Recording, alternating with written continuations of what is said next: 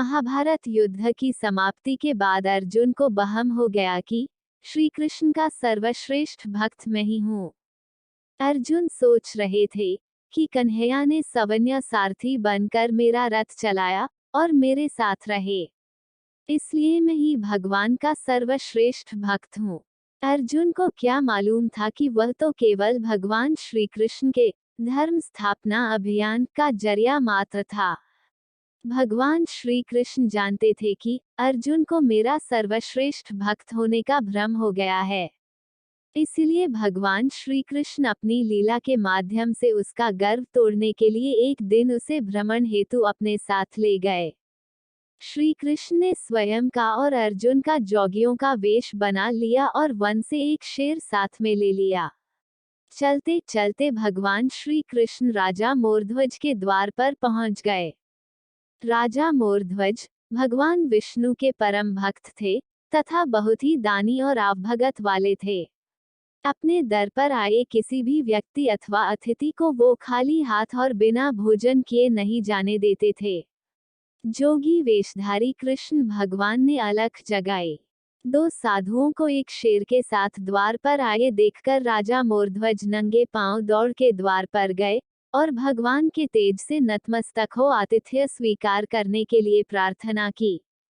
भगवान श्री कृष्ण ने राजा मोरध्वज से कहा, हे राजन, हम आपकी मेजबानी तभी स्वीकार करेंगे जब आप हमारी शर्त स्वीकार करें।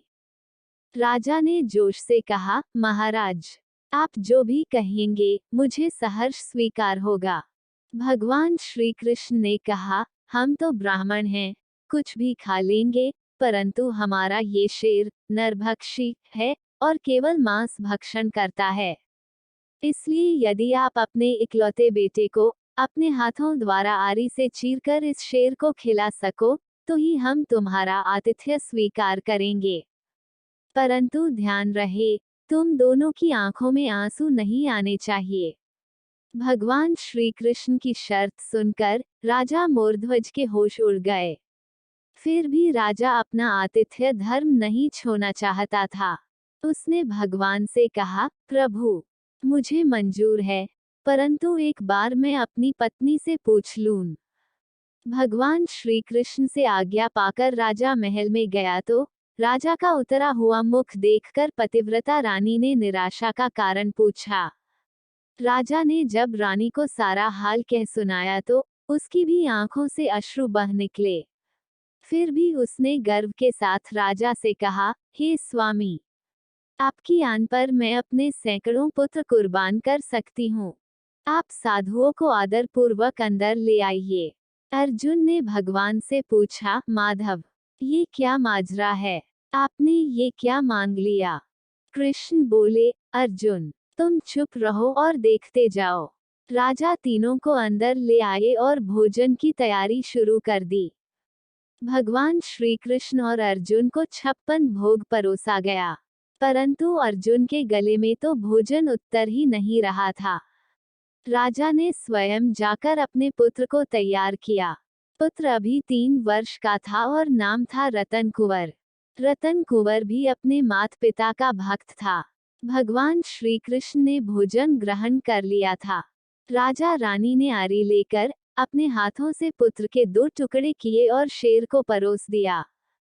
पुत्र रत्न कुंवर ने बिना उफ किए खुशी खुशी अपने प्राण त्याग दिए, परंतु अपने पुत्र के 2 टुकड़ों में विभाजित शरीर को देखकर रानी अपने आंसुओं पर नियंत्रण न रख सकी। परिणाम स्वरूप भगवान श्री कृष्ण क्रोधित हो गए और रुष्ट होकर जाने लगे तो राजा रानी ने साधु वेशधारी प्रभु के चरण पकड़ लिए और रुकने के लिए मिन्नतें करने लगे।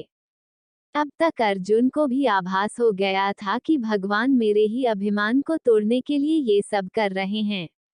अतः वह स्वयं भगवान के चरणों में गिरकर विनती करने लगा और कहने लगा, हे प्रभु, मेरी आंखें खुल गई हैं। आपने मेरे झूठे अभिमान को तोड़ दिया है। राजा रानी के बेटे को उनके ही हाथों से मरवा दिया और अब रूठ के जा रहे हो। ये कदापि उचित नहीं है। प्रभु, मुझे माफ कर दो और इन भक्तों का भी कल्याण करो। तब केशव ने अर्जुन का घमंड टूटा जान राजा रानी के सर पर हाथ रखा और कहा, उठो रानी, अपने पुत्र रत्न कुंवर को आवाज देकर यहाँ बुलाओ। रानी ने सोचा पुत्र तो मर चुका है और शेर के उदर में समा चुका है, अब इसका क्या मतलब। वह बोली, हे ब्राह्मण देव, पुत्र तो आपके शेर के उदर में समा चुका है, अब ये कैसे संभव हो सकता है। साधु रूपी श्री कृष्ण बोले, देवी, एक बार मुझ पर विश्वास करके मेरी आज्ञा का पालन तो करो। साधुओं की आज्ञा मानकर रानी ने अपने पुत्र रतन कुंवर को आवाज लगाई। कुछ ही क्षणों में चमत्कार हो गया। मृत रतन कुंवर, जिसका शरीर शेर ने खा लिया था, वो हंसते हुए दौड़ा दौड़ा आया और अपनी मां से लिपट गया।